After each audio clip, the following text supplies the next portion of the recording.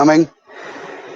Dios les bendiga, amados hermanos. Qué bueno que ya estamos nuevamente después de un par de días que por algunas razones logísticas no pudimos estar conectados. Sin embargo, sean bienvenidos. Vamos a continuar con el estudio por los próximos días. Vamos a estar viendo la teología de la adoración en el libro de Apocalipsis. Este es un estudio que, bueno, ya hemos dado anteriormente, pero creo que vale mucho la pena que lo podamos volver a ver. Así es de que les voy a invitar a que oremos. Vamos a orar para poner esto en manos del Señor y luego pues vamos a iniciar con el estudio. Padre, gracias por este momento, gracias por permitirnos estudiar tu palabra una vez más, Señor, a través de estos medios que nos permitas alcanzar muchas más personas. Oro, Señor, para que tu palabra pueda hacer la labor, que no regrese vacía, que transforme nuestras vidas, que aquellos que hemos creído nos permita solidificar, Señor, nuestra confianza en ti. Y aquellos, Señor, que no te conocen, que puedan nacer de nuevo a la luz de tu evangelio. Oramos, Señor, para que nos des entendimiento, pero por sobre todo, Señor, que ese entendimiento lo podamos llevar a la práctica, de manera que podamos llevar mucho fruto y ese fruto permanezca. Ayúdanos a entender la correcta adoración, la adoración que tú esperas de cada uno de nosotros, de las iglesias y de todo aquel que es hijo tuyo y que es parte de tu pueblo. Bendícenos en esta preciosa noche, nos ponemos en tus manos para que este tiempo sea de gloria para ti y de provecho para nosotros. En el nombre poderoso de Jesús, amén y amén. Bien, amados hermanos, abra conmigo su Biblia en el libro de Apocalipsis. Vamos a estar estudiando el libro de Apocalipsis. No vamos a hacer un exégesis total del libro, no es un estudio completo de cada pasaje. No me interesa que estudiemos en esta ocasión los eventos que van a acontecer, aunque sí los vamos a ver de alguna u otra manera, pero no nos vamos a meter a toda la simbología, no nos vamos a meter a cómo la iglesia debe de interpretar esos eventos que son escatológicos. La palabra escatológico viene del griego escatón, que quiere decir los últimos tiempos. Entonces, no nos vamos a meter a tratar de interpretar eso, sino que vamos a hacer un estudio panorámico del libro de Apocalipsis y vamos a ver las diferentes escenas que el libro presenta con respecto a lo que tiene que ver con la adoración. Hay muchas escenas que, aunque no parezcan, son momentos en los que hay personas o criaturas en los cielos que están adorando al Señor. Y hay varias características muy importantes que tenemos que tomar en cuenta. Creo que en una forma de darle de ir respetando el contexto de Apocalipsis, sí vamos a ir viendo cómo se va desarrollando la adoración. Y la primera forma de adoración que se desarrolla en el libro es la adoración de las iglesias. Esa es la primera forma que vamos a estar viendo, por lo cual espero yo que pueda ser de mucho beneficio para todos nosotros. Entonces, solo regálenme un segundito.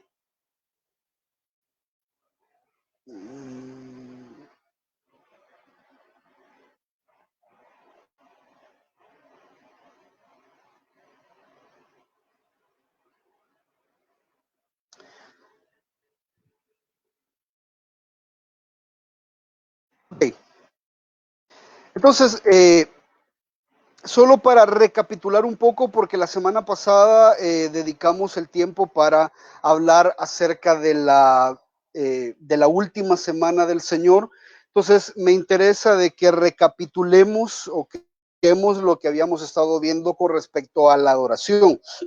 Decíamos que la adoración es la parte más importante y la parte más esencial de toda persona. Todos fuimos creados a la imagen y semejanza de Dios con el propósito de ser adoradores razonables, adoradores inteligibles. Entonces, Dios nos ha creado de esa manera y por lo tanto todos los seres humanos, creyentes o no creyentes, somos adoradores. Todos, absolutamente todos estamos adorando algo. Dios nos creó con el propósito de adorarlo a Él, pero a causa de nuestra condición caída, el ser humano adora cualquier otra cosa menos a Dios. Y Dios, cuando lo salva, lo hace un adorador en espíritu y en verdad. Y esa es la gran lucha que como creyentes nosotros vamos a tener todo el tiempo, ser cada día mejores adoradores de Dios, ser adoradores genuinos, adoradores en espíritu y en verdad. Hablábamos que hay cierta adoración que Dios, o mejor dicho, Dios no acepta toda la adoración no se da conforme a lo que usted quiere o lo que usted cree que es lo que a Dios le gusta. Dios no le interesa una adoración que venga solamente de sus buenas intenciones si esa adoración no va acorde a lo que la palabra del Señor ha estipulado. Entonces hablábamos de las características de la adoración. La adoración primero tiene que ser al Dios correcto. La adoración tiene que ser al Dios de la Biblia, al Dios de Israel, al Jehová de las Escrituras. Entiéndase a Jehová como el Dios Trino, Dios Padre, Dios Hijo y Dios Espíritu Santo. Ese es el único digno de adoración. Cualquier otra adoración, sea a María, sea a los santos o a cualquier otra cosa creada que no sea al Creador, es idolatría. Segundo, la adoración debe ser al Dios correcto de la manera correcta. ¿Y cuál es la manera correcta? Digamos hace un momento, la genuina adoración parte de la verdad revelada en las Escrituras. Entonces, una persona no puede adorar correctamente si no está adorando conforme a lo que Dios ha establecido en su palabra. El ser humano no tiene la autoridad ni el permiso de inventarse formas de adoración. No puede utilizar el pragmatismo, y cuando hablamos de pragmatismo, hablamos de esas formas prácticas o esas formas funcionales de adorar a Dios, las cuales, repito, el ser humano no tiene la autoridad de inventarse y decir que de esa manera está adorando a Dios. Si Dios no lo ha establecido en su palabra, el ser humano debería de no practicarlas. Formas mundanas, discotecas cristianas, formas de alterar el evangelio para que mucha más gente venga y crea adorar al Señor. Esas no son formas establecidas en la Escritura. La Escritura dice que tenemos que ser adoradores en espíritu y en verdad, y la verdad es lo que Él ha establecido en su palabra. Y luego hablábamos de que tenemos que ser adoradores del Dios correcto, en la forma correcta y con la actitud correcta. Hay muchas personas, si bien es cierto, y ya lo vamos a ver más adelantito, espero yo en un par de sermones más, que hay iglesias en el Apocalipsis que estaban adorando al Dios correcto, de la forma correcta, pero con un corazón incorrecto. Entonces Dios, el Señor, señala estas formas de adoración como formas que no le agradan al Señor. Hablábamos de Caín, que él ofreció una ofrenda que no era agradable al Señor. Hablábamos de Nadab y Abiú, que ofrecieron un fuego extraño al Señor y fueron consumidos por él. Y así hablábamos de los samaritanos, que los samaritanos tenían su propia forma de adoración y ellos creían estar adorando al Dios de Israel. Todas esas formas no son formas que Dios acepta de adoración. Por eso su gran preocupación debe de ser conocer al Dios de la Biblia, conocer la palabra que Dios ha revelado con el propósito de ser un adorador genuino, un adorador en espíritu y en verdad, porque dice la Escritura que Dios anda buscando que tales adoradores le adoren. Eh, y uno de los principales enfoques o de los enfoques primordiales o de los primeros que vamos a abordar es cómo las iglesias están adorando al Señor. Y esta forma no es para criticar a las iglesias, no estoy pensando en una iglesia en particular, sino que vamos a ver las iglesias del Apocalipsis. En el Apocalipsis hay 7 iglesias a las que el Señor mismo les manda un mensaje, y es un mensaje de arrepentimiento, porque estas iglesias estaban de formas equivocadas, formas que Dios no aceptaba la adoración. Y Dios, a través del apóstol Juan, les escribe y les dice: escribe a la iglesia de Éfeso, escribe a la iglesia de Pérgamo, escribe a la iglesia de Tiatira, escribe a la iglesia de Esmirna. Y a cada una de estas iglesias, son 7 iglesias, de las cuales a 5 les refuta algo que a Dios no le agrada y le dice: arrepiéntete. A la iglesia le está diciendo: arrepiéntete de esa forma en la que me estás adorando, no sea que, y le da una advertencia, y si te arrepientes serás vencedor, si te arrepientes vamos a estar bien, si no te arrepientes es porque no naciste de nuevo. Esa es la idea que vamos a ir explicando más adelantito. Entonces, eso como una breve recapitulación. La pureza de la adoración, y esto quiero que quede claro: la pureza de la adoración estará íntimamente relacionada a la calidad y a la cantidad de información que tengamos acerca de Dios. Como hablábamos, las iglesias, todas las iglesias, independientemente de la denominación o la religión, si es que no se les puede llamar iglesias, pero todas aquellas personas que están adorando a algo o a alguien, están basados en un sistema de adoración al cual le llamamos religión. La religión, amados, no es una mala palabra. Los pastores evangélicos hemos satanizado la palabra religión porque la utilizamos y decimos que Dios no es religión, sino que Él es relación. Y decíamos de que ese es un muy mal concepto, porque la religión, la palabra religión, de hecho, es utilizada de una manera positiva o de una manera correcta, cuando Santiago dice que la religión correcta es. Ya, entonces hay una religión que es correcta, y esa es la que usted y yo tenemos que buscar. Y decíamos que la religión, o la palabra religión, hace referencia a un cúmulo de creencias o prácticas que llevan a adorar a algo o a alguien. Es buscar a través de esta religión la trascendencia, muchas veces espiritual. Algunos sistemas religiosos evidentemente están corrompidos, algunos sistemas están malos, llevan a adorar demonios, llevan a adorar figuras, o incluso llevan a adorar a nosotros mismos, llevan a adorar a Dios de maneras incorrectas. Entonces, el Señor es bastante celoso en cuanto a esto, y escribe una carta a las 7 iglesias de Asia Menor para señalar aspectos que están terriblemente mal y distorsionados en la adoración.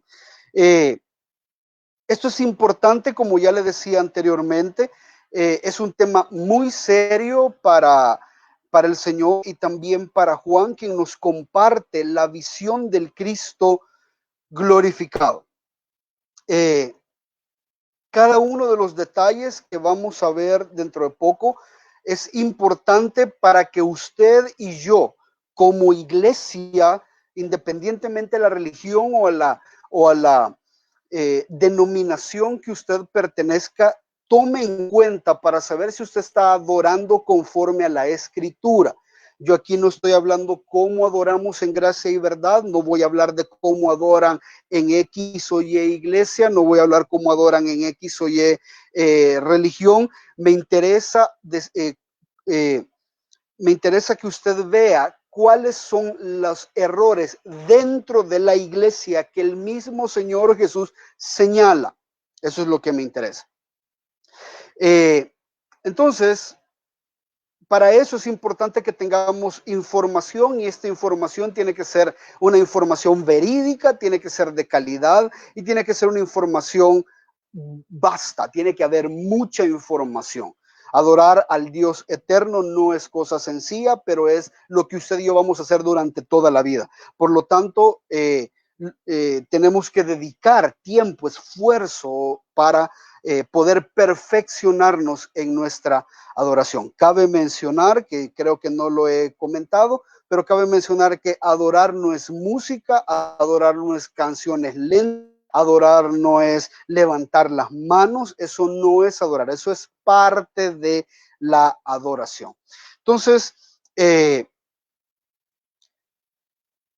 vamos a meternos en el ejemplo de Juan. Juan nos describe a sí mismo la adoración, cómo es alguien, un verdadero adorador. Juan es un verdadero adorador. Y Juan no es que se pone él como ejemplo, pero nosotros lo podemos tomar como ejemplo, viendo que la adoración tiene que ver con perseverar en Jesús y servir a Jesús. Mire lo que dice el versículo 9. Yo, Juan, vuestro hermano y compañero en la tribulación, en el reino y en la perseverancia en Jesús, me encontraba en la isla llamada Patmos a causa de la palabra de Dios y del testimonio de Jesús.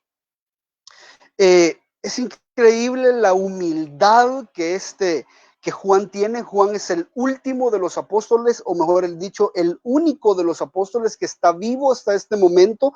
Y en vez de hacer un énfasis en su autoridad apostólica, de manera muy humilde, Juan se identifica como vuestro hermano, vuestro compañero. Creo que esto es algo muy importante que los líderes de las iglesias debemos tomar en cuenta. Algunas veces fortalece mucho más la adoración de la iglesia cuando la gente a mí no me ve con un título, cuando la gente a mí no me ve como alguien que sobresale sobre la congregación, sino como alguien que está luchando al mismo tiempo junto con ellos para buscar adorar al Señor. Y hemos estado, y Juan lo dice aquí, que son compañeros. ¿En qué son compañeros? Compañeros en tribulación, en el reino y en perseverancia. Fíjese qué interesante.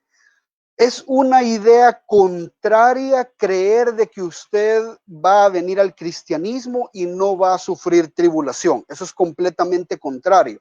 De hecho, la adoración se purifica, la adoración se perfecciona a través de la tribulación. Por eso, lo primero que Juan dice es que han sido compañeros en la tribulación, la iglesia está siendo perseguida, la iglesia está siendo señalada, los hermanos en este contexto están muriendo por causa de la palabra de Dios, y yo se los comentaba hace un par de semanas que Juan había sido metido en agua hirviendo y no se había muerto, y ahora entendemos por qué no se había muerto. Era porque Dios quería utilizarlo todavía más. Se cree que Juan a estas alturas tendrá unos 90, 95 años aproximadamente, y sigue en la tribulación. Ahora, fíjese qué interesante. Ha sufrido la tribulación, ha visto a sus hermanos sufrir, ha sido separado de la iglesia, está siendo castigado por causa de la palabra, pero él sabe que pertenece al reino. El hecho de estar en tribulación no quiere decir de que usted no pertenece al reino. De hecho, esa es parte de las características de los que somos del reino. A todos aquellos que son parte del reino de Cristo, dice la Escritura, que tenemos que esperar la tribulación. Tenemos que esperar ser señalados, tenemos que esperar ser vituperados, porque así como el mundo, este reino odia a nuestro rey, así nos van a odiar a nosotros también. Entonces, Juan está buscando una empatía con ellos y les está recordando que son parte de la tribulación y al mismo tiempo son parte del reino. Y me encanta esta parte porque todo el que pertenece al reino a través de la tribulación, es lo que dice la Escritura, se fortalece la fe. A través de las tribulaciones, cuando vienen las tribulaciones, fortalecemos nuestra fe, y nuestra fe se traduce o evoluciona a la paciencia, y la paciencia es como la perseverancia. Entonces, Eh, es importante que usted note que Juan está haciendo referencia a la tribulación. La tribulación no quiere decir de que usted no es parte del reino, pero si usted es parte del reino, va a perseverar independientemente de la tribulación. Estar en Jesús es sinónimo de perseverancia. Usted no puede estar en Jesús de manera intermitente. Usted no puede estar hoy en Jesús y mañana no, y morir y creer que si murió lejos de Cristo y murió solo porque y murió y usted aceptó a Cristo hace 20 años, usted ya es heredero del cielo. Eso es completamente erróneo, es una equivocación. La escritura es clara y dice que aquellos que son parte de la vid van a perseverar, van a permanecer y van a llevar fruto y su fruto va a permanecer. Entonces, cuando perseveramos, esto es evidente, no lo hacemos en nuestras fuerzas y no lo hacemos para salvación. Cuando perseveramos, perseveramos porque Cristo nos está dando las fuerzas, estamos perseverando como Jesús, estamos perseverando con Jesús y estamos perseverando en Jesús. Perseveramos con su poder, perseveramos a través de la presencia del Señor Jesús con nosotros. Él dijo que se iría, pero no nos abandonaría, estaría con nosotros hasta el fin del mundo. Entonces, no perseveramos con nuestras fuerzas para salvación, perseveramos con las fuerzas de Cristo porque ya somos salvos. Entonces, parte de la adoración es eso, parte de la adoración es que usted persevere, que usted soporte la tribulación, que usted permanezca adorando al Señor independientemente de la circunstancia en la que se encuentra. Juan se encuentra en una situación bastante terrible y complicada. Está ya anciano, está separado de la iglesia, está exiliado en la isla de Patmos. Y lo más peor, y si hay algo aún peor que todo esto, es que las iglesias que ellos habían fundado un par de años atrás se estaban apartando de la verdad. Y eso era un gran dolor para Juan, que son las iglesias de Asia Menor, que son las que vamos a ver en otro momento. Entonces, quiero que ponga mucha atención. Versículo 1, capítulo 1, versículo 10, dice, estaba yo en el Espíritu en el día del Señor. La condición de Juan en el Espíritu, cuando habla de en el Espíritu, no es una experiencia normal, es una experiencia sobrenatural a través del Espíritu Santo. Juan es empoderado para experimentar algo que va mucho más allá de los 5 sentidos que él tiene. Su visión, la visión que está teniendo no puede ser explicada con las normas y las leyes del mundo creado, porque esto está mucho más arriba. Esto es algo que se le conoce en la escritura como un éxtasis. Juan entra en un tipo de éxtasis. Ahora, esto es increíblemente raro, es súper raro, pero suele pasar en las escrituras. Isaías, capítulo 6, versículo 1, dice, en el año de la muerte del rey Usías, vi yo al Señor sentado sobre un trono alto y sublime, y la orla de su manto llenaba el templo. Esto no quiere decir de que Juan iba y de repente vio al Señor ahí sentado. No, esto es una visión que Juan tiene. Al parecer entran como en un tipo de éxtasis, como dormidos, no están soñando, sino que es una visión. Ellos están teniendo esto con su mente completamente clara, su razonamiento está funcionando, su memoria está funcionando, están completamente despiertos.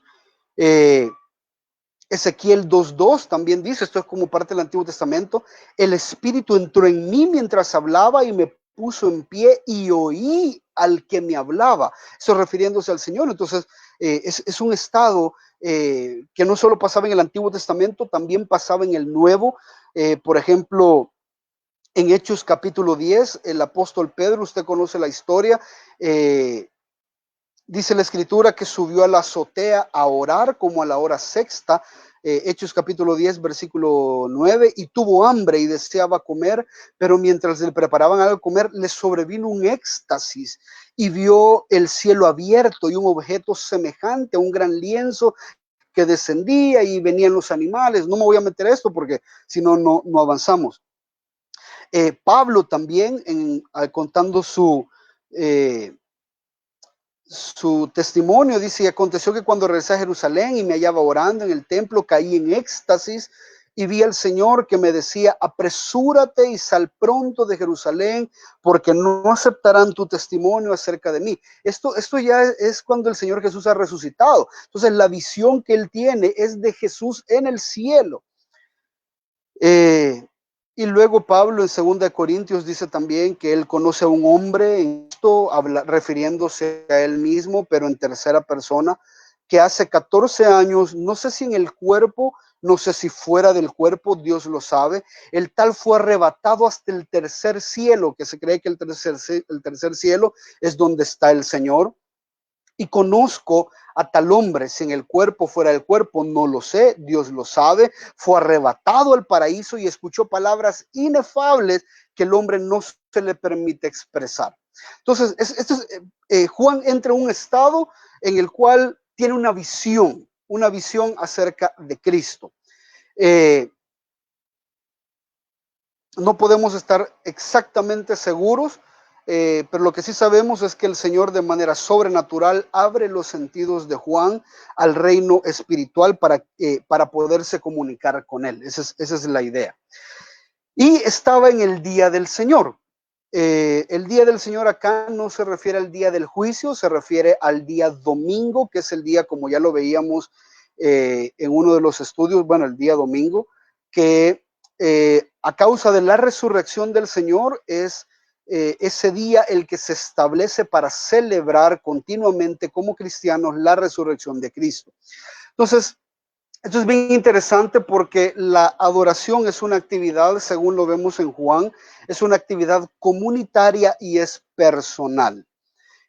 Juan estaba exiliado y él estaba en una actividad de adoración, orando y alabando al Señor cuando el Señor le da esta visión. Bueno, cabe mencionar que esto ya no sucede porque solo sucedía mientras las escrituras se estaban escribiendo, valga la redundancia. Hoy ya no se dan estos éxtasis, ya no hay nuevas revelaciones, ya todo lo que Dios ha querido decir, ya lo dijo en su palabra. Entonces, quiero enfocarme rapidito en esto. La adoración es una actividad que puede ser comunitaria y personal y al mismo tiempo en cualquier lugar y en la iglesia. Nótese que no estoy diciendo comunitaria o personal. Estoy diciendo comunitaria y personal y no estoy diciendo en cualquier lugar o en la iglesia. Estoy diciendo en cualquier lugar y en la iglesia. Estas son las cuatro dimensiones en las que todo creyente debe de adorar. Como adoradores, somos adoradores de manera personal. Yo tengo que tener, usted tiene que tener como creyente su espacio, su momento de adoración. Usted cierra la puerta de su cuarto, dice la escritura, usted ora al Señor y mi Padre que está en lo secreto, que va a saber lo que estás orando, te recompensará en público. Eso es lo que dice la escritura. Esa es una dimensión personal. Pero esa no es la única. Usted no puede decir, no, yo no voy a la iglesia porque en la iglesia hay mucho problema. Yo en mi casa oro, yo en mi casa. No. La palabra dice que no tenemos que dejarnos de congregar como muchos tienen por costumbre. Es un mandato congregarse y adorar al Señor de manera comunitaria. Escuchar la palabra de manera comunitaria, cantar de manera comunitaria. Y cuando hablamos de manera comunitaria, no me refiero a un edificio, me refiero a la iglesia local reunida e independientemente en el lugar que sea. Usted como creyente, si usted está escuchando este discipulado, esta instrucción, dice la escritura, no permite adoración exclusivamente personal. Si usted no tiene una iglesia donde reunirse de manera comunitaria, tiene que tenerla. No existen cristianos virtuales, no existen.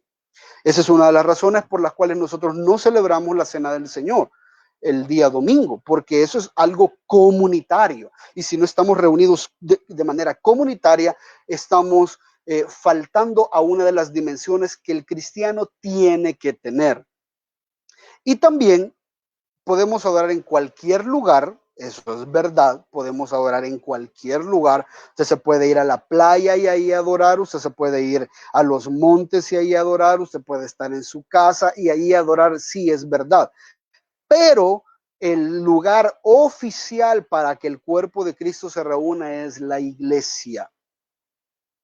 Por lo tanto, usted tiene que tener una iglesia. Usted no puede andar de una, de otra, que aquí, que allá. No, usted tiene que tener su iglesia, independientemente la que quiera tener. Pídele al Señor dirección, pero usted tiene que ir a adorar, a escuchar palabra a esa iglesia.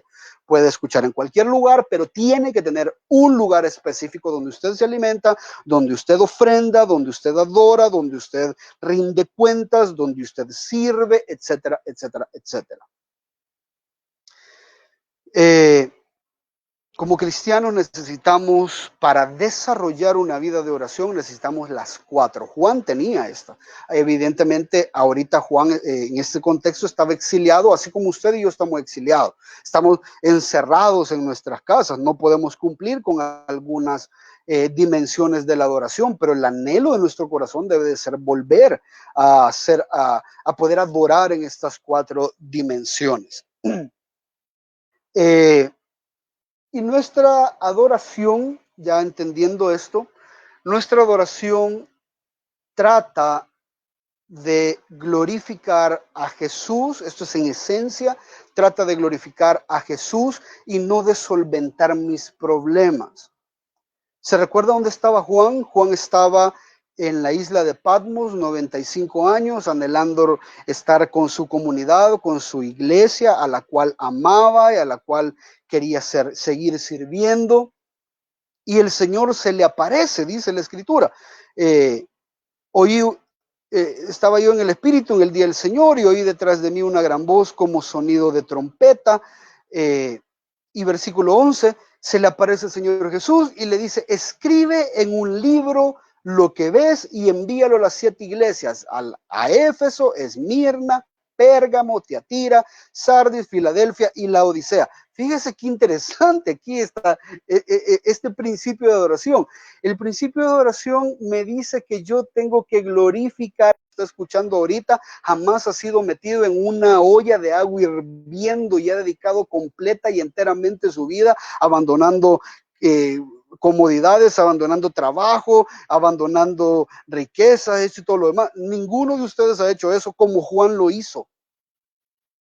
Si hay alguien que merecía un favor, un milagro de parte del Señor, como parte de la misericordia de Juan, Dios pudo haberlo trasplantado o transportado, así como Felipe fue transportado de frente del eunuco. Juan pudo haber sido transportado y llevado de regreso a una iglesia donde a Juan lo cuidaran los últimos días. Pero sabe, el Señor se le aparece y en la visión no le dice, Juan, no te preocupes, yo te voy a solventar este problema. Simplemente le dice, escribe todo lo que ves, necesito que sigas sirviendo. El problema no se le resuelve. Yo no entiendo qué pastor le ha dicho a usted, o no entiendo de dónde, sí sé qué pastor le ha dicho, pero no sé con qué base bíblica le ha dicho el pastor a usted que cuando adora los cielos se abren y caen bendiciones. ¿Dónde dice eso?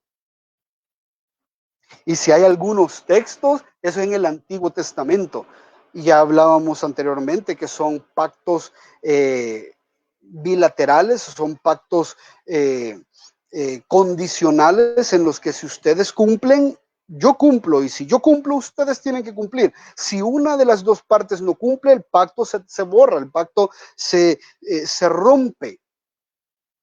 No encuentro yo al Señor diciéndole aquí a Juan, no te preocupes, Juan, yo te voy a sacar. Tampoco encuentro a Pablo sirviendo con todas sus fuerzas y le ruega al Señor y le dice, Señor, quítame este aguijón, y el Señor le dice, bástate mi gracia, seguí sirviendo. Y tenemos el mayor ejemplo que es Jesús. Jesús 3 veces también le pidió al Padre que pasara de él la copa y el Padre no la pasó. ¿Quién le ha dicho a usted que la adoración es para recibir milagros? Ve cómo hemos estado engañados, ve cómo todas esas veces que usted ha ido a servicios de y que ha cantado y esas canciones del himno de victoria y que le enchinan la piel y todo eso a usted porque ya viene el milagro. ¿Le han mentido? Es más, ya vamos a ver más adelante cómo eh, el Señor muestra su gloria y Juan, que ha llevado una vida mucho más en rectitud, mucho más apegada a la escritura, mucho más devota que cualquiera de los que me están escuchando ahorita, cuando ve la gloria del Señor, cae como muerto, dice la palabra. Cae como muerto. Yo no entiendo cómo es que hoy hay canciones que ni saben lo que canta. Hay canciones que la gente, deja que tu gloria caiga. La gente no sabe lo que pide. Si usted está anhelando la gloria del Señor, usted no sabe lo que está pidiendo. Aquellos, aunque seamos creyentes, tenemos que tener un temor de presentarnos delante de la gloria del Señor, porque a medida que nosotros estamos delante de la gloria del Señor, Él está en todo su resplandor, viendo todos nuestros pecados. Ahí salen a la luz. Sí, perdonados por Cristo, sí, por supuesto, pero eso no debe de dejar a usted de darle cierto temor. Juan cayó rendido a los pies del Señor y cae como muerto, y esa es la reacción que todos tenían. Y fíjese qué interesante. Nuestra adoración tiene con la percepción que tenemos del Cristo glorificado. No es en base, o nuestra adoración no tiene que ver con lo que usted canta. Evidentemente que usted tiene que cantar cosas conforme a la escritura, que están de acuerdo a la escritura. Pero la adoración tiene que ver con su entendimiento de Dios y cómo usted percibe al Cristo glorificado. Esa es la idea. Y Juan hace una labor maravillosa, inspirado por el Espíritu Santo, nos dice quién es, nos describe al Jesús glorificado. Fíjese, dice, oí detrás de mí una gran voz como sonido de trompeta. Fíjese qué importante. ¿Por qué es interesante esto? El sonido de trompeta o de o el sonido del cuerno, así se le llama no es una trompeta como usted y yo la conocemos, es un cuerno que se hacía sonar en el Antiguo Testamento y este sonido podía ser un sonido muy grave, se oía muy grave. Y una de las veces, no me quedó tiempo para verificar otros textos, pero una de las veces en que se hace referencia a que Dios habla con sonido de trompeta es cuando Dios habla a Moisés en el Sinaí para entregarle los 10 mandamientos. Éxodo 19:16 dice, aconteció que el tercer día, cuando llegó la mañana, hubo truenos, relámpagos y una densa nube sobre el monte y un fuerte sonido de trompeta, y tembló todo el pueblo que estaba en el campamento. En el libro del Éxodo, cuando Dios iba a hablar y iba a dar algo pero muy importante, Dios se presenta y su voz es como un sonido de trompeta. En el Apocalipsis, el Señor hace exactamente lo mismo.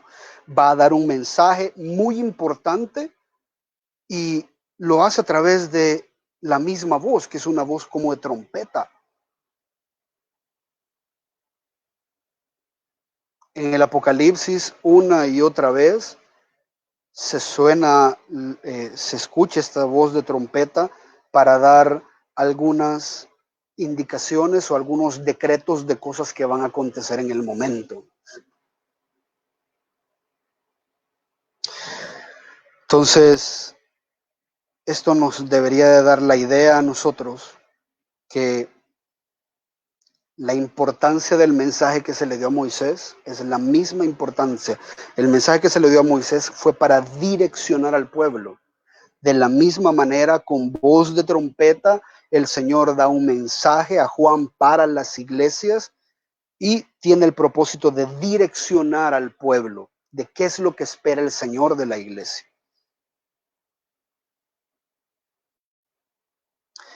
Y dice el versículo 11, escribe en un libro lo que ves y envíalo a las 7 iglesias. Estas 7 iglesias, evidentemente, solo rapidito para que usted me agarre la idea, hay muchas interpretaciones con respecto a estas 7 iglesias. Algunos dicen que estas fueron, el Señor se refería a iglesias de ese tiempo, otros dicen que se refiere al curso de la iglesia que va a acontecer durante toda la historia. Otros creen de que son diferentes tipos de iglesia que existen y que siempre van a existir. Hay diferentes abordajes. Ahora, yo creo que estas iglesias se refiere, estas 7 iglesias de verdad existieron. Son iglesias que, por ejemplo, la primera iglesia es la iglesia de Éfeso. Tenemos una carta del apóstol Pablo, la iglesia de Éfeso. Tenemos, bueno, a la iglesia de Éfeso. Entonces, estas iglesias son iglesias que realmente existieron en su tiempo, a las cuales estas cartas sí les llegó. Ahora bien, ¿qué creo yo? Creo que estas 7 iglesias se refieren a todas las iglesias de todos los tiempos que han existido, que están existiendo y que van a existir. Y creo que es importante que nosotros, ya vamos a hablar un poquito más de eso, como iglesia tengamos la percepción correcta del Cristo glorificado. ¿A quién es que le estamos rindiendo adoración? ¿Por qué? Porque necesitamos recordarnos que la adoración se trata de Él y no de usted ni de mí. Y esto, hasta cierto punto, algunas personas podrían verlo así como muy desanimante, pero es todo lo contrario.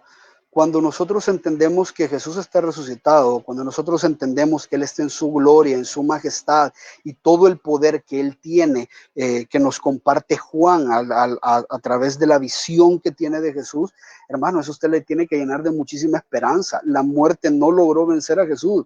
Jesús ya no es el mismo carpintero. Ahora viene en majestad, ya no es el cordero, ahora es el león. Ya no es un siervo, ahora es el rey. Por eso es que tenemos que sí tener en cuenta la imagen de Cristo cuando estuvo acá, pero recordar siempre que cuando Cristo vino a la tierra, vino en una condición de humillación. Cuando Él se presenta a Juan y la forma en la que Él está ahorita y cuando venga de regreso es una condición de exaltación. Juan ve a Cristo como realmente está y como va a venir, y va a venir en su máxima gloria, en su máxima majestad, en su máximo esplendor. Eso debería de causarnos a usted y a mí mucha esperanza, mucha consolación. Entonces, en la imagen que nos presenta Juan del Cristo glorificado, nos muestra cómo es Cristo, quién es Cristo, qué va a ser Cristo, y nos muestra la relación que la iglesia tiene que tener con Cristo. Fíjese qué interesante. Creo, evidentemente no voy a lograr abordarlo todo, espero ir despacio en esto, porque si no entendemos esto, si no entendemos al Cristo glorificado, nuestra adoración jamás va a tener sentido, ni motivante correcto. Dice Apocalipsis 1:12, y me volví para ver de quién era la voz que hablaba conmigo, y al volverme vi 7 candeleros de oro. Fíjese qué interesante. Vi 7 candeleros de oro, y en medio de los candeleros vi a uno semejante al Hijo del Hombre, vestido con una túnica que le llegaba hasta los pies y ceñido por el pecho con un cinto de oro. Póngame atención, vamos a ir desglosando cada una de estas si no terminamos hoy. Bueno, no vamos a terminar hoy, vamos a continuar mañana. Pero es importante que usted vaya anotando y vaya entendiendo cómo se presenta este Jesús delante de las 7 iglesias, las cuales, como ya le decía anteriormente, representan no solamente la iglesia en la que usted se congrega, una de estas o una combinación de estas va a representar en la que usted se congrega y va a representar la adoración que usted está dando. No solo a la iglesia, sino también a usted. Lo va a describir a usted. Usted se tiene que encontrar en más de alguna de estas circunstancias. Fíjese. Esta es una imagen. Traté de buscar un dibujo para que no me tildaran de idólatra o de algo, no sé. Pero es una imagen representativa. Yo quisiera que usted tuviera la idea de más o menos qué fue lo que Juan vio. La voy a agrandar un poco solo para que usted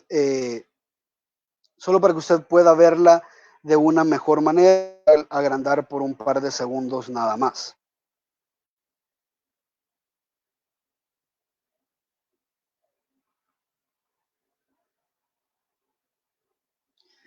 Bien, póngame atención. La primera característica que tenemos que tener en cuenta para convertirnos en buenos adoradores, la primera característica acerca de quién es Jesús es entender que Jesús es el Señor, dueño, amo, esposo y razón de ser de la iglesia. La iglesia existe para Jesús.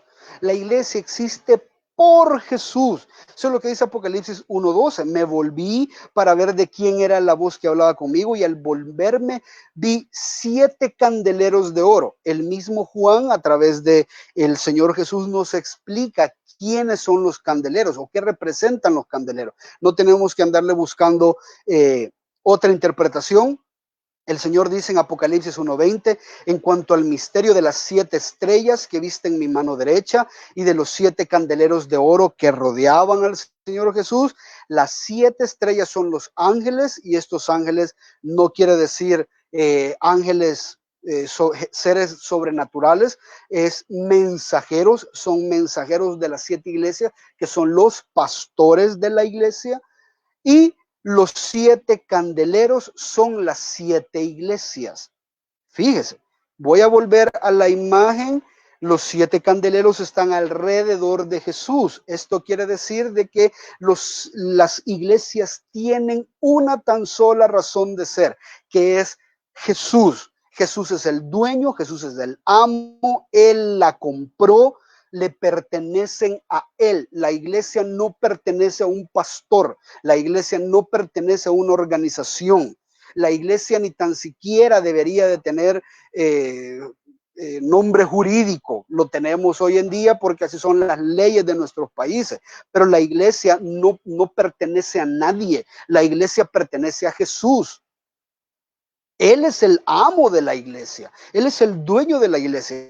Y cuando dice que son 7 candeleros de oro, la idea del candelero es que estos candeleros en los tiempos bíblicos o en los tiempos antiguos, la función, como no había electricidad, a través de candelas la gente se alumbraba. Para que las candelas pudiesen alumbrar más, tenían que estar puestas sobre candeleros. Usted lo ve en la película, a veces en las paredes, a veces colgados en el techo. Entre más alto estuvieran, mayor luz reflejaban. Entonces los candeleros tienen la función de iluminar. Esa es la idea. Y ese es el propósito de la iglesia. La iglesia que pertenece a Cristo, quien es la luz del mundo, es reflejar a Cristo, ser luz en la oscuridad. Filipenses capítulo 2, versículo 15 dice, para que seáis irreprensibles y sencillos, hijos de Dios sin tacha en medio de una generación torcida y perversa, en medio de la cual resplandecéis como luminares, resplandecéis como estrellas, resplandecéis como candeleros en el mundo. Y fíjese qué interesante, porque estos candeleros están hechos de oro. Por lo regular los candeleros estaban hechos de cerámica o estaban hechos de barro, pero estos candeleros están hechos de oro. Cuando algo está hecho de oro es porque tiene un alto precio, un valor. Esa es la idea que está tratando de comunicar. Y no existe absolutamente nada tan alto de valor como la iglesia de Cristo. La iglesia dice, Hechos capítulo 20, 28, que Él la compró con su propia sangre. Por eso es que es de un tremendo valor. Por lo tanto, la iglesia, amado hermano, tiene que reflejar la gloria de su amo, no la de su pastor. Tiene que reflejar la gloria de su amo, no la de un ofrendante. Tiene que reflejar la gloria de su amo, no la de un predicador. Qué terrible, que yo creería que sería un fracaso si el día de mañana llegan a conocer a Gracia y Verdad como la iglesia del pastor Jaime. Eso es lo más terrible que puede existir. Yo no tengo iglesia. La iglesia se compra con sangre. La iglesia se compra pagando los pecados por ella. La iglesia, aquel que ha comprado la iglesia la purifica, la santifica. Yo no tengo iglesia. Cristo sí. Y la labor de la iglesia, que siendo luminares en el mundo, siendo candeleros, siendo luz en el mundo, podamos mostrarle a la gente a Cristo. Esa es la idea. Aquí no interesa que usted diga, no, pucha, que bien predica ese pastor, me llega cómo predica ese no es el punto. Sabe, a mí me llena de un tremendo gozo. Agradezco a los hermanos cuando me dicen, pastor, qué buena prédica, pucha, qué bárbaro. Y agradezco porque eso nos da ánimos de seguir preparando los mensajes y todo lo demás. Pero si hay algo que a mí me llena de gozo, es que cuando la gente, hermanos, se me acercan y me dice, pastor, nunca había visto al Señor de esa manera. A través del mensaje entendieron a Jesús, a través del mensaje vieron a Cristo, a través de lo que se les explica, están comprendiendo la gloria y la majestad del Señor. Eso es el mayor gozo que yo como predicador puedo tener. Que usted me diga, juela. No que usted diga, qué gran predicador, no, que usted diga, juela, qué gran Dios adoran en esa iglesia. Qué tremendo, me llena de gozo cuando los hermanos me dicen, pastor, qué tremendo el Dios que adoramos. Qué impresionante el Dios que adoramos. Eso quiere decir que como candeleros estamos fungiendo, estamos cumpliendo con la misión. Los 7 candeleros están alumbrando y alumbran. La idea no es que Cristo necesite ser alumbrado, pero estamos alumbrando a uno solo que está al centro.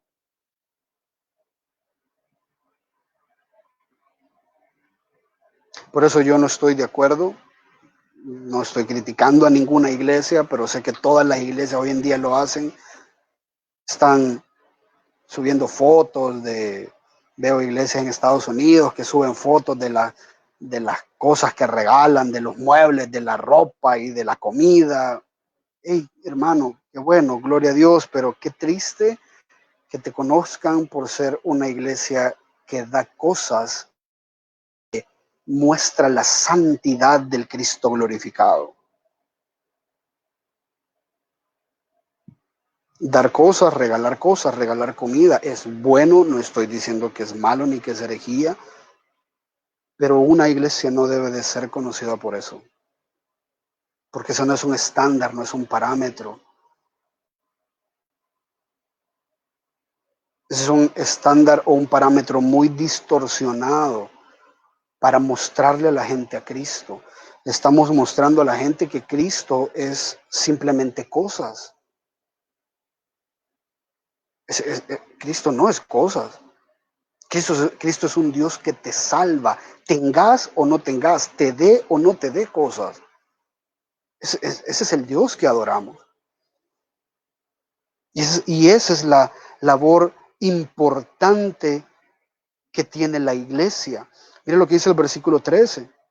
En medio de los candeleros vi a uno semejante, no dice que es, no dice de manera directa que es el Hijo del Hombre, dice semejante al Hijo del Hombre, porque el Hijo del Hombre en su primer venida venía humilde, venía sencillo, venía tranquilo, pero en su segunda venida viene completamente diferente.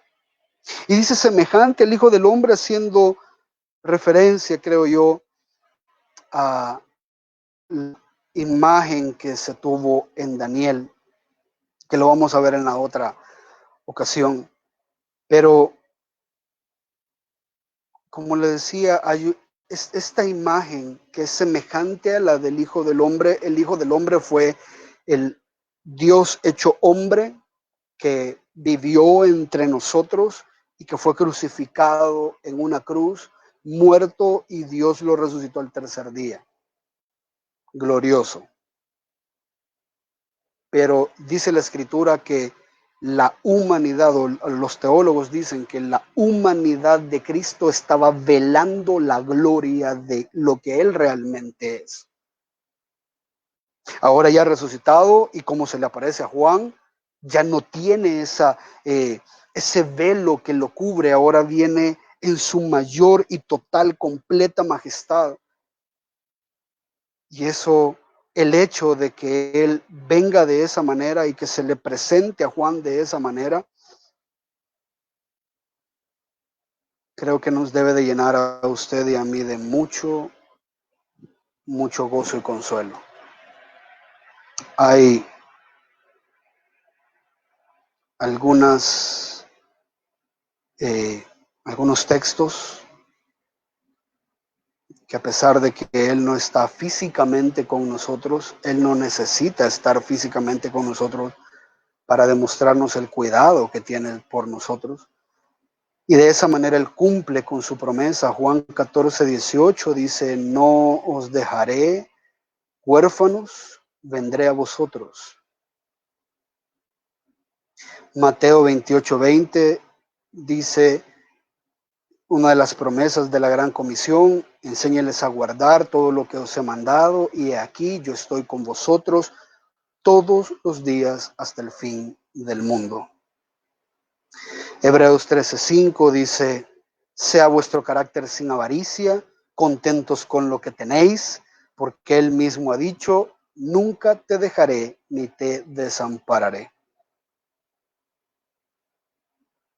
Juan sabía que el Señor no abandonaría su iglesia, pero esto que Juan estaba viendo era una imagen que le ayudaba a recordarse de estas promesas. El día de mañana y posiblemente el día domingo, porque quiero ir despacio, El día de mañana vamos a empezar a ver cada una de las características de Cristo, Jesús como sumo sacerdote de la iglesia, Jesús como el que purifica su iglesia, Jesús como el que conoce las intenciones de su iglesia, Jesús el que juzga y gobierna su iglesia, Jesús como la máxima autoridad sobre la iglesia y Jesús como quien cuida y protege a la iglesia. Vamos a ver todas estas características. Una visión un tanto aterradora, pero a la misma vez muy consoladora y muy esperanzadora para todos aquellos que somos genuinamente su iglesia. Nos vamos a quedar hasta acá, son 9 características que vamos a ver, hoy solo logramos ver una, así es de que espero que que se pueda conectar el día de mañana. Vamos a quedar hasta aquí. No sé si hay preguntas, amados, con respecto a lo que estuvimos viendo. Esto es un tanto introductorio, pero creo que es importante y vale la pena.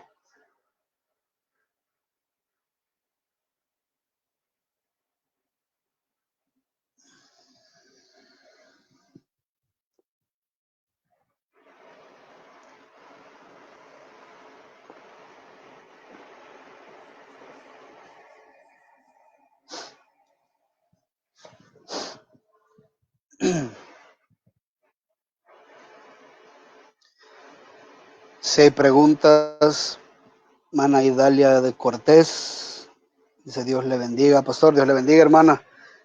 Qué bueno que nos esté acompañando. Un saludo a usted, a la iglesia y al pastor también.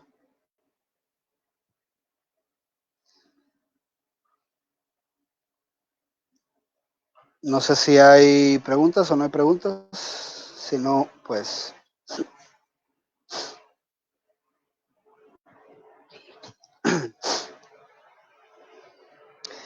Bien, dice, ¿cuáles son los peligros de adorar fuera de Cristo? ¿Existe tal adoración? Adoración existe porque todos somos adoradores. Todos estamos adorando a algo o a alguien constantemente, pero no puede existir una adoración al, al Dios Trino si no es a través de Jesucristo.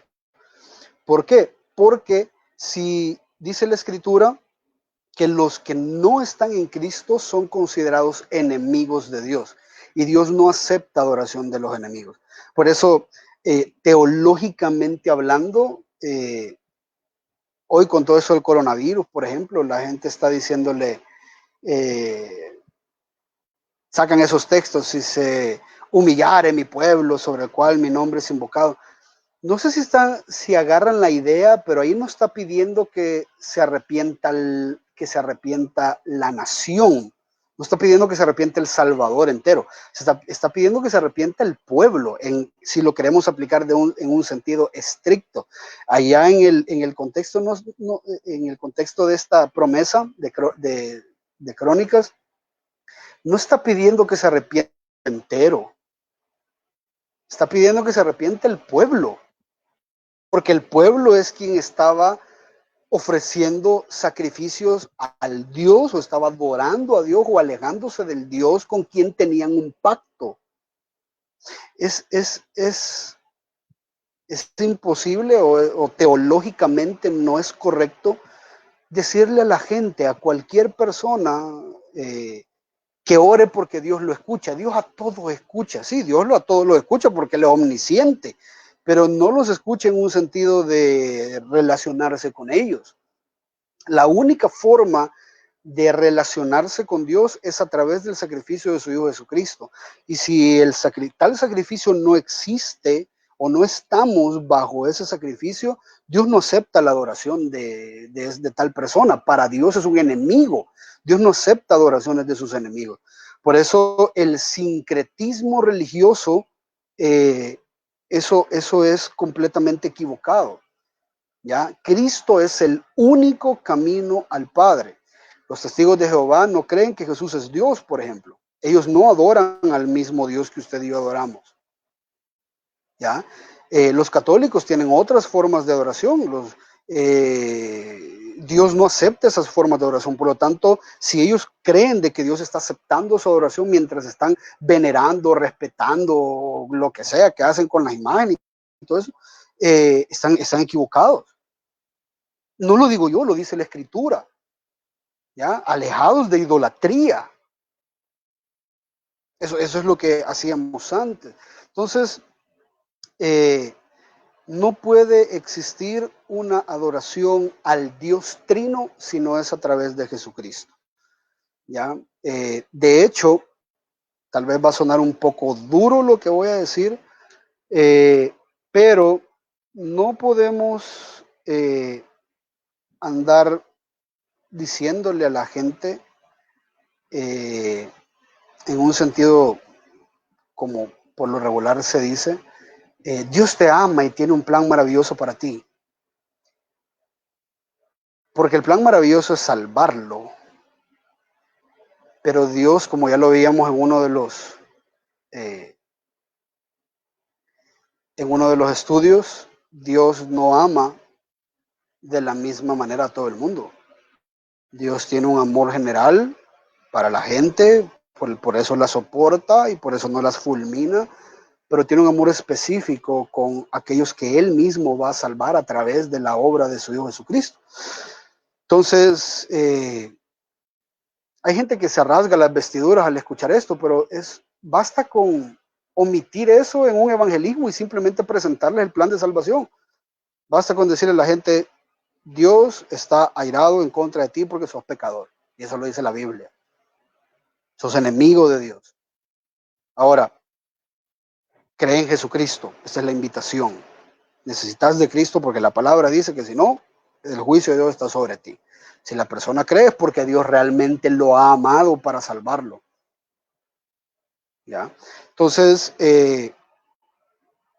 no existe adoración fuera de Cristo y tal adoración no es recibida ni aceptada por el Señor. Bien, dice, ¿cómo podemos percibir la gloria de Dios de forma bíblica en las alabanzas que escuchamos que hablan sobre tal cosa? ¿Es posible cantar correctamente sobre la gloria de Dios? Sí, anhelando estar allá con Él, no anhelando recibirla, porque la gente tiene la idea de que recibir la gloria de Dios es un paquete de milagros. Recibir la gloria de Dios es un paquete que viene con sanidad. Si Dios me llena de su gloria, entonces voy a estar empoderado, voy a estar sanado, Eso no es la gloria de Dios. Podemos cantar de la gloria de Dios que nos lleve a un temor reverente, cantar de la gloria que Dios manifestaba como algo que anhelamos, que anhelamos ver, incluso una gloria que anhelamos que sea desplegada por toda la tierra. Dice la Escritura que la gloria de Dios va a llenar la tierra como las aguas llenan la mar. ¿Ya? Entonces, sí podemos anhelar la gloria de Dios entendiendo qué conlleva la gloria de Dios. Dios va a mostrar su gloria cuando el mundo se termine. No la va a estar mostrando así porque este quiere un milagro, entonces ¡fum! La gloria, ¡fum! La gloria, ¡fum! Para eso no es la gloria de Dios. La gloria de Dios es para que nosotros entendamos que Él es el único ser digno de adoración. Su gloria nos tiene que dar la idea de que no hay otro como Él. Su gloria nos tiene que dar la idea de que Él merece y es digno de toda nuestra vida en sacrificio para Él. Esa es la idea de la gloria de Dios. Entonces, sí podemos cantar, predicar de la gloria de Dios como lo hemos hecho más o menos ahora y lo vamos a hacer más adelante. Como esa gloria a la cual yo anhelo ver, pero sé que la voy a ver cuando yo esté en la presencia del Señor. Ya no una gloria que sirve para pagar mis deudas, que sirve para sanar mis enfermedades, que sirve para curarme de un cáncer. No, la gloria fulmina, este cuerpo de muerte. ¿Y por qué anhelamos verla allá? Porque cuando estemos allá vamos a estar ya sea en alma y con el cuerpo acá, o vamos a estar con cuerpos glorificados, cuerpos eh, adaptados o cuerpos diseñados para soportar la gloria de Dios y poder estarlo adorando a Él por la eternidad. Esa es la idea. Espero ir respondiendo las preguntas. Dice nuestro hermano Ángel, ¿cuál es el peligro de las iglesias que si creen en la Trinidad, pero que aún así su adoración se centra únicamente en una de las tres personas de la Trinidad? Creo que eso conlleva un mal entendimiento de la Trinidad. Eh, algunas personas, eh, por ejemplo, sí conozco y entiendo, y creo que es uno de los errores en los que muchas veces caemos, dar énfasis solo a una persona de la Trinidad. Creo que si ellos creen en la Trinidad, dependerá mucho de la actitud a la hora de instruirlos. Eh,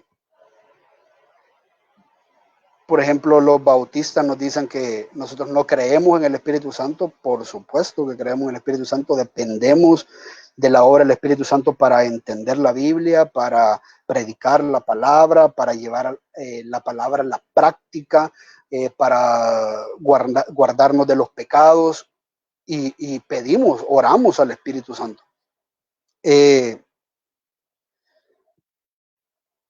Pero hay personas o hay algunos grupos que creyendo en la Trinidad rechazan adoración a una o a otra de las personas. Entonces, creo que tiene que ver mucho con la actitud. Hay personas que solo dan adoración a uno por falta de conocimiento y hay otros que solo dan adoración a uno porque están creyendo una herejía. Por ejemplo, los de Jesús solo creen que solo se bautiza en el nombre de Jesús y que solo hay que orar a Jesús y que solo Jesús y que solo Jesús. Entonces, hay problemas teológicos, doctrinales en esas creencias que, como le repito, debemos de buscar la manera de ayudarles a aclarar estas doctrinas, dando libros, explicando, mandando mensajes para que ellos amplíen y luego dicen, hey, sí, no lo había visto de esta manera y están en toda la disposición de adorar a Dios de manera correcta. Pero otras personas que simplemente dicen no, ya, y tienen algunas creencias erradas. Entonces, a estas personas, de nuevo, creo que hay que presentarles el Evangelio tal cual como es, para que Dios les haga nacer de nuevo, se arrepientan de su pecado y puedan redireccionar su doctrina.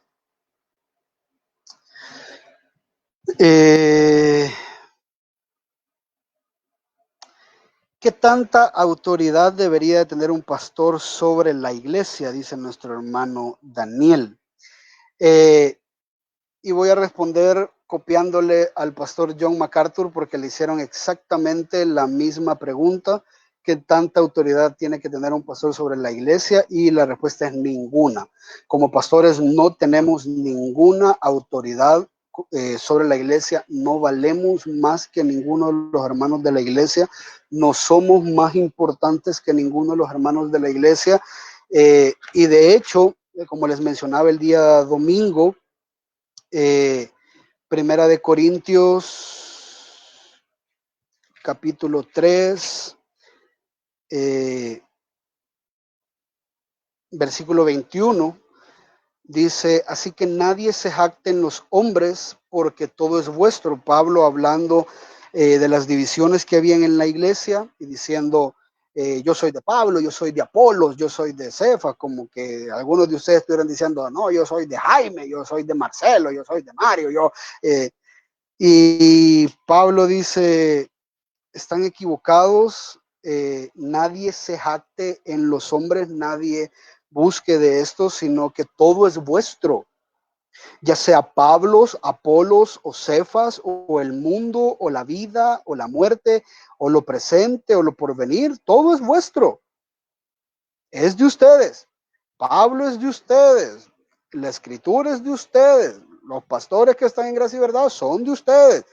Eh, entonces, en ese sentido, somos iguales, evidentemente tenemos eh, ciertos roles que desempeñamos, pero autoridad tal cual como persona no tenemos. Mi conocimiento, como dice John MacArthur, mi conocimiento no me da autoridad, mi título no me da autoridad, mi maestría no me da autoridad, mi ordenación no me da autoridad sobre la iglesia. La autoridad sobre la que todos estamos regidos es la escritura.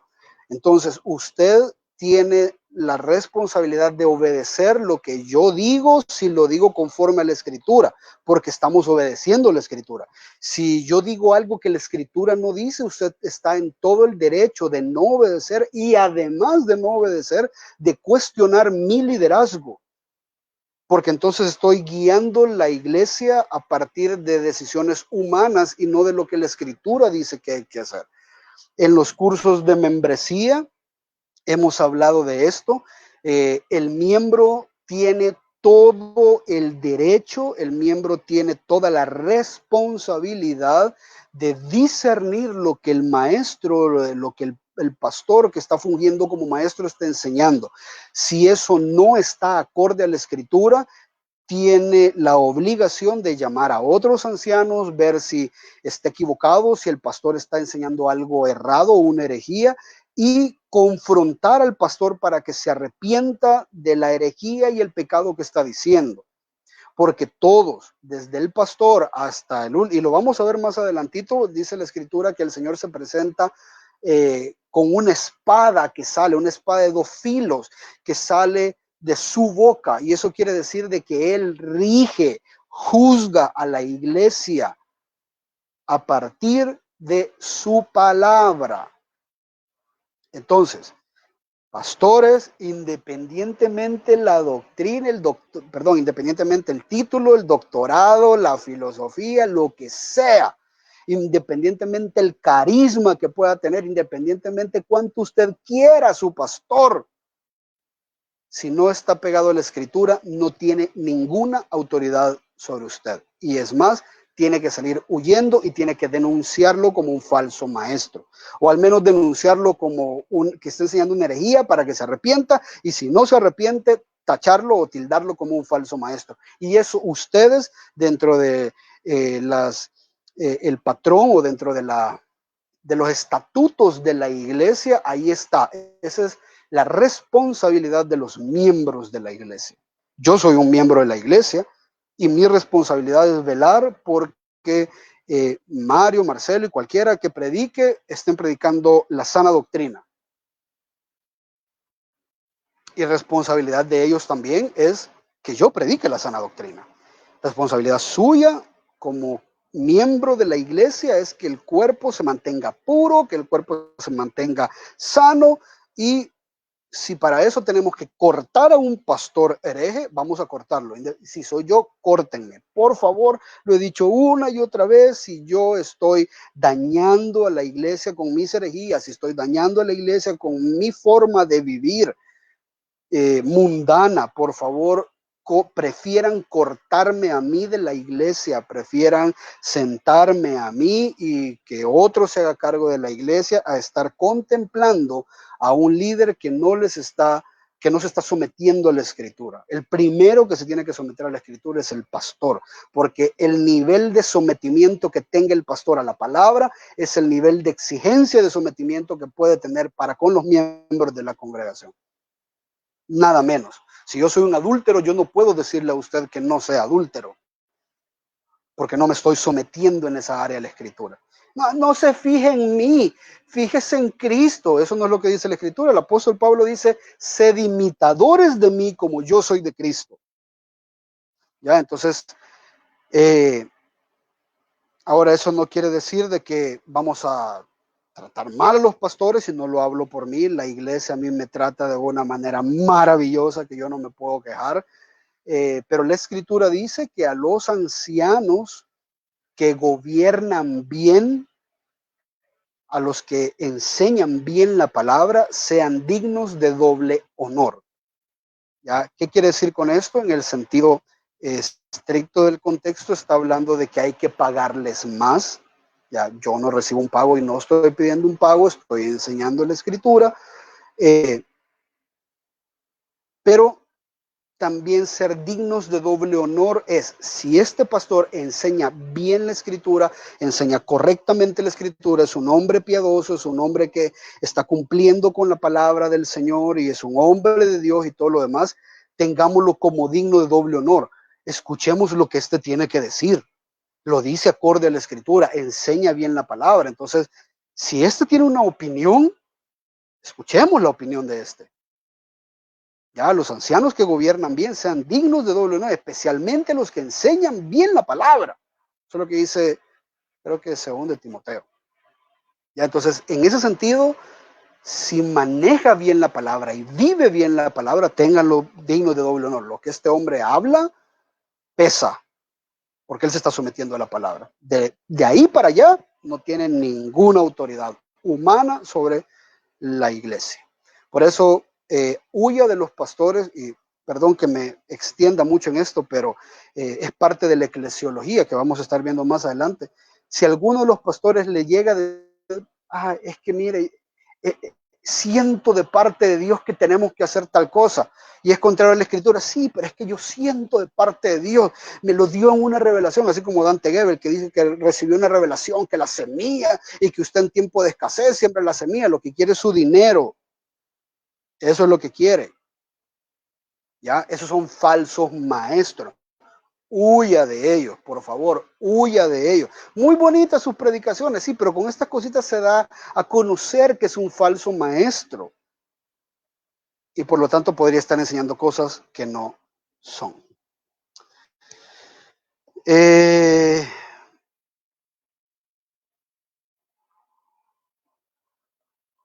Mano Daniel dice, es decir, que la autoridad es recibida por la palabra hasta donde ella me lo permita. Correcto, hermano. Solo la palabra de Dios es la que rige nuestra vida. De hecho, eso fue uno de los logros de la reforma protestante, porque antes lo que el Papa decía, bueno, todavía, lo que el Papa dice, eso cree la gente. ¿Ya? Si el Papa dice hoy todos los niños se salvan, todos los niños se salvan. Si el Papa dice todos los pecados de toda la gente son perdonados, todos los pecados son perdonados. Y eso cree la gente. En la Reforma se adquirió una doctrina o se elaboró a partir de la Escritura una doctrina que es la sola Escritura. ¿Ya? Y eso quiere decir de que la Escritura es la máxima autoridad sobre la iglesia. Si vamos a tener otras fuentes, otras personas que van a opinar acerca de lo que estamos haciendo, tienen que ser filtrados por la Escritura. Y la Escritura dice si se debe de creer o no se debe de creer en esto.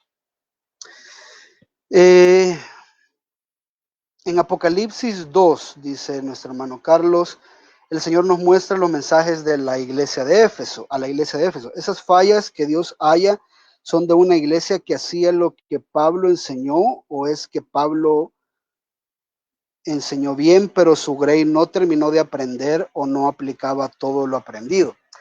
Es bien interesante la pregunta y no quiero profundizar mucho en esto porque vamos a dedicar 1 o 2 sermones enteros a la iglesia de Éfeso. La iglesia de Éfeso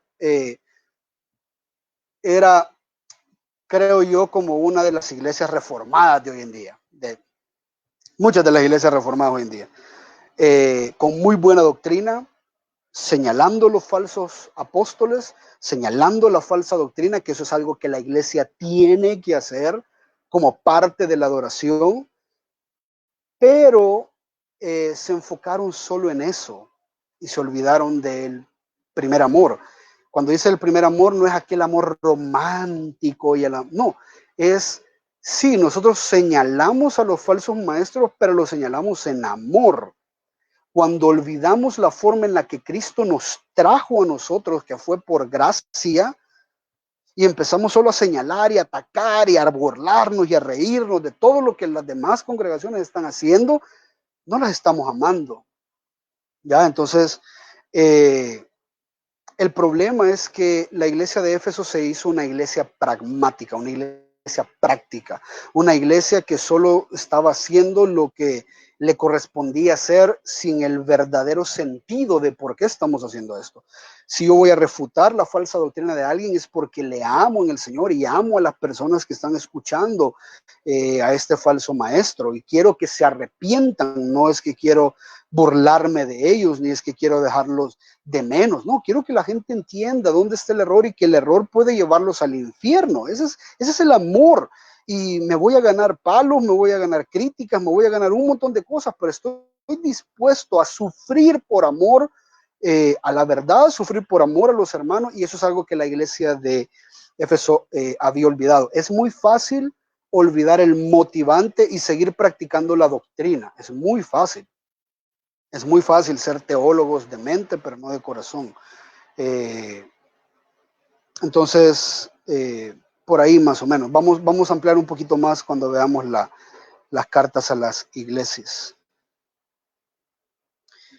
Y sí, creo que la iglesia estaba muy bien adoctrinada. Lo vamos a ver ahí. Incluso el apóstol Pablo les dice, cuídense de los falsos maestros que van a venir después de mí. Y ellos al pie de la letra cumplieron, pero se les olvidó el propósito. ¿Cuál debería ser nuestra posición sobre los campamentos con relación a la adoración? Muchos en alguna ocasión asistimos a estos campamentos y nos venden la idea de ser días para adorar a Dios. Creo que el problema, está lloviendo y se me van a mojar los libros. Creo que el problema es que vemos la adoración como un evento. Cuando vemos la adoración como un evento, ya no estamos adorando. Yo personalmente no creo en los retiros, no creo en los campamentos y todas estas cosas, si no son hechos a partir de una eclesiología bien fundamentada. Por ejemplo, en GIB yo he pensado, no sé si en algún momento lo podamos hacer, después de terminar con el estudio del diseño divino que estamos llevando a cabo, me encantaría irnos en un retiro, me encantaría irnos a un campamento de parejas, pero ¿por qué creo que sí va a funcionar? Porque ya hay una estructura sobre la cual todo esto crece. Pero creer de que vamos a llevar personas que ni tan siquiera entienden el diseño divino, pero lo vamos a llevar para que allá algo les caiga, sí, allá van a ir, van a llorar, van a chillar, se van a abrazar y van a perdonarse todo, pero luego van a volver a lo mismo, porque creen que estos retiros son eventos sobrenaturales y esto no funciona así. Ya, esto no funciona así. Lo mismo pasa con estos volados de adoración. Yo he ido personalmente, y peor los de jóvenes, he ido a campamentos de jóvenes, he ido a todas estas cosas de jóvenes, donde hay tantos jóvenes, pero tantos jóvenes que no son capaces de pastorearlos ni de cuidarlos. Tanto así que yo he sido testigo en los campamentos de jóvenes que he ido, jóvenes amontonándose con otras hipotas, llevando cigarros, llevando alcohol, eso y todo lo. Entonces, ¿cuál es el punto? ¿Cuál es el sentido? Creo que nuestra perspectiva debería de ser tal vez como una clausura o después de cerrar algo, cuando la iglesia tiene una estructura bien formada con respecto a esto y la gente sabe realmente a lo que va, podría funcionar. No estoy completamente en contra, pero sí estoy en contra de abrirlos y decir, vamos, vení, va a estar bien bonito porque vieras cómo se canta, vieras cómo se adora. La adoración no es un evento. Ya, los retiros de matrimonio no son un evento. Los retiros para líderes no son un evento. Ya todos estos retiros que se hacen no son eventos, vienen a abonar a algo que ya se está haciendo. Y si eso no se está haciendo, no tiene sentido.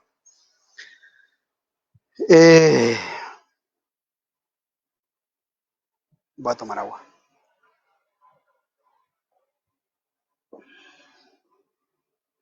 Espero contestar tu pregunta, David.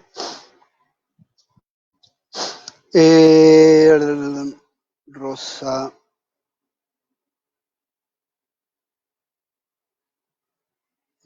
Hermana Nolvia Cruz dice a qué horas estarán mañana a las 7 de la noche. Mañana es jueves a las 7 de la noche. Mana Cristi dice, en cuanto a la adoración, ¿cómo debemos ver los conciertos cristianos? A veces, o en su mayoría de veces, se puede caer en el error de adorar la música o al cantante. ¿Son realmente cristianos estos conciertos?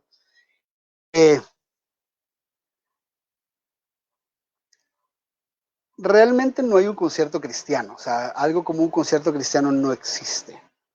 Eh, no estoy en contra de que algunos vayan a ver o vayan a escuchar a un cantante X. Tengo ciertos problemas, tal vez más de fondo que de forma, que, por ejemplo, ¿qué es lo que cantan estas personas? ¿Es bíblico lo que cantan? Porque si no es bíblico lo que cantan, pueden estar hablando de Dios, pero no estar refiriéndose a Dios de una manera literal. Eh, por otra parte, ¿qué tipo de vida llevan estas personas? No sé si ustedes alguna vez llegó a ustedes un video donde les preguntaban a unos cantantes cristianos lo que era el Pentateuco. Y algunos decían que eran notas musicales, otros no sabían, y eran cantantes cristianos. Entonces, ¿cómo es posible que una persona hoy en nuestros tiempos, una persona que no sabe acerca de Dios, no sabe acerca de su palabra, venga a quererme dirigir a mí a la adoración de un Dios que no conoce? O sea, eso es ilógico. O sea, si a usted le gusta la canción, si a usted lo hace llorar, si a usted lo identifica, vaya, escúchelo si quiere, pero vaya con la mentalidad de que usted no va a escuchar un cantante cristiano. Vaya con la mentalidad, porque no me voy a poner cuadrado en ese sentido, pero vaya con la mentalidad de que usted va a pagar por ir a ver a alguien, y eso no se llama adoración. Ya, eso no es adoración. La adoración, como repito, tiene que ser bíblica, tiene que ser como Dios la prefiere. La vez pasada hasta hay un video ahí de Dani Berríos, que Dani Berríos sale al escenario y dice que no va a cantar porque no le han pagado. Y entonces, ¿a quién llega a cantarle? ¿Llega a cantarle a la gente que paga por escucharlo cantar o llega a dirigir una congregación para que adoren al Señor? Primero, segundo, bueno, tercero, cuarto, no sé, estoy solo tirando ideas. Los líderes o los cantantes que se suben a adorar son los que menos se deberían de escuchar. Lo vamos a ver en el Apocalipsis. Eh, la correcta adoración es congregacional y se debe de escuchar más la gente cantando. Si hablamos de esa fase de la adoración, se debería de escuchar más la gente cantando que yo escuchando al que está cantando. Ya, o sea, yo llego, si yo voy a ir a reunirme para cantarle al Señor, yo quiero que Dios me escuche a mí. Quiero que Dios escuche a mi esposa, quiero que Dios escuche a mis hijos, quiero que Dios escuche a las personas con las que están ahí. Y eso fue algo de lo que hablamos con los hermanos al principio de alabanza. La gente tiene que se tiene que escuchar la gente cantar. ¿Ya? Creo que cuando perdemos el sentido, cuando vamos a escuchar cantantes cristianos, eh, si no tenemos en cuenta todas estas cosas, si no tenemos en cuenta lo que estamos escuchando y a quién estamos escuchando y por qué lo estamos escuchando. ¿Ya? O sea, yo en lo personal no pagaría por ir a escuchar a un cantante cristiano. Ya, cantante cristiano. Y tampoco que lo traigan gratis a una iglesia. Mira que vino Dani Berrío. Si las letras de Dani Berrío ni son bíblicas. Entonces, ¿qué tiene que estar haciendo en el púlpito de una iglesia? ¿Ya? Para mí no tiene sentido. Entonces, por ahí creo que como creyentes tenemos que ir refinando nuestra selección de lo que escuchamos en la iglesia, por ejemplo, hemos llegado al punto, aunque se oiga un poco drástico, pero hemos llegado al punto de ni tan siquiera cantar canciones de Hillsong. Y hay canciones que son total y completamente bíblicas, como la de Anastasis. Esa canción es increíblemente bíblica, todo es bíblico. Pero ¿qué pasa? Entendemos que Hillsong no representa el cristianismo bíblico.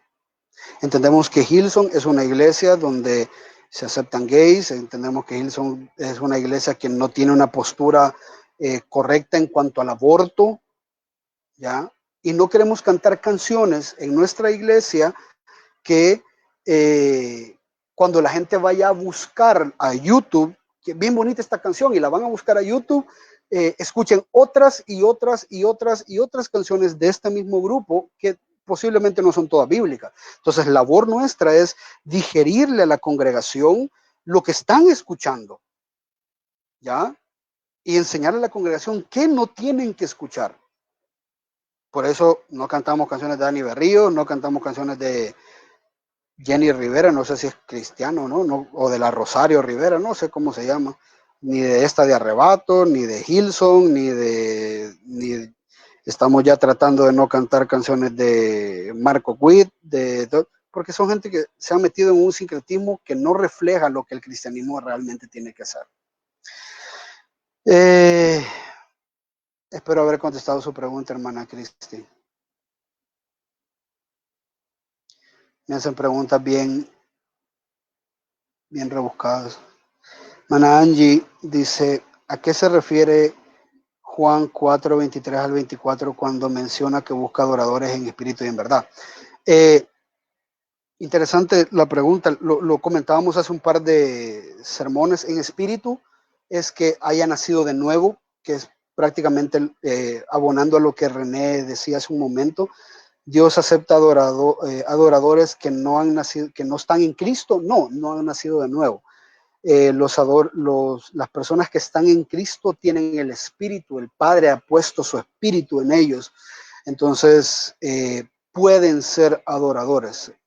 El Señor Jesús no dice que en ese momento, sino que vendrán tiempos, evidentemente después de que Él muera, que se va a adorar de una manera diferente, se adorará en espíritu y en verdad. En espíritu es nacido de nuevo, alguien que no haya nacido de nuevo por el Evangelio de Jesucristo, no es un adorador del Dios Trino, ¿ya? Y en verdad es conforme a lo que dice la palabra.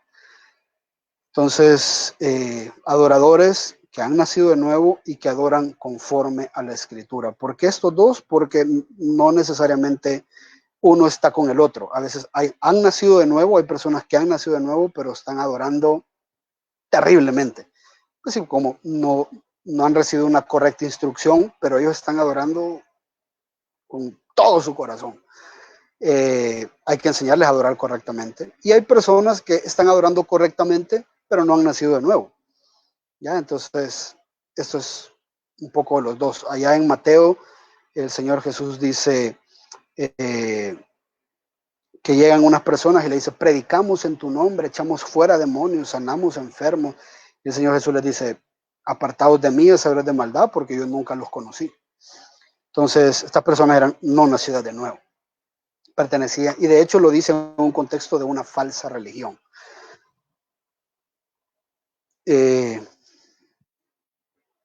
Por ahí. Bien, hermanos, pensé que no iban a haber muchas preguntas porque solo abordamos la introducción, pero espero haber aclarado sus dudas. El día de mañana hay servicio normal. Vamos a empezar a las 7, vamos a cantar, vamos a ver el estudio. Y luego vamos a dejar un tiempo de preguntas, porque como es la continuidad del discipulado, vamos a dejar un tiempo de preguntas para que ustedes puedan hacerlas también. Bien, creo que no hay más preguntas. No sé si hay preguntas por Facebook, por WhatsApp o algo. Bueno, gracias hermanos, la pasamos bastante bien. Tenga en cuenta, por favor, que este es uno de los estudios más interesantes y más importantes que usted va a poder llevar. Lo vamos a llevar seguido porque la adoración es la parte central del creyente, es la forma en la que el creyente responde a su Salvador. La introducción parte 3, sí, la introducción parte 3, mañana, no se la vaya a perder. Bien, hermanos, oramos y nos despedimos. Padre, gracias por permitirnos acercarnos a tu palabra, gracias por permitirnos estudiarla, refinar nuestros conocimientos, abonar a ellos, de manera que te pedimos que la información que obtenemos no solamente sea de cantidad, sino de calidad, y que podamos ir refinando nuestros conceptos, que podamos ir reformando, transformando, Señor, nuestra adoración. Estamos en la total disposición de cambiar nuestras prácticas, de cambiar nuestras actitudes, de cambiar lo que tengamos que cambiar para tener una vida que sea completamente en sacrificio a ti. Ese es el culto racional que nosotros ofrecemos después de haber entendido el Evangelio. Que sea tu palabra, Señor, y no los pensamientos de los hombres lo que nos instruya, que sea tu voz misma hablando a las 7 iglesias, la que golpee nuestras falsas y erradas formas de adoración, y que sea también tu misma palabra la que nos consuele y nos edifique para hacernos adoradores en espíritu y en verdad. Todo, Señor, te lo debemos a ti y por lo tanto creemos que eres digno de nuestra vida, digno de nuestra alabanza y de nuestra adoración. Bendícenos con una noche de descanso. Oramos por nuestro país, oramos, Señor, por los que están en la línea de batalla luchando contra la pandemia, por los médicos, todo el personal de salud. Si mis hermanos tienen algún familiar o ellos están trabajando en la salud, que tú los puedas guardar y los puedas cuidar. Oramos de manera especial por nuestro hermano José Galicia y por nuestra hermana Violeta, para que tú, Señor, puedas cuidarlos, protegerlos y que puedas glorificarte en sus vidas. Gracias, Señor, por todo lo que haces en nuestras vidas. Te estamos entera y completamente agradecidos. En el nombre poderoso de Jesús. Amén y amén. Gracias, hermanos. Nos vemos mañana, primero Dios, a las 7 de la noche. Les amamos.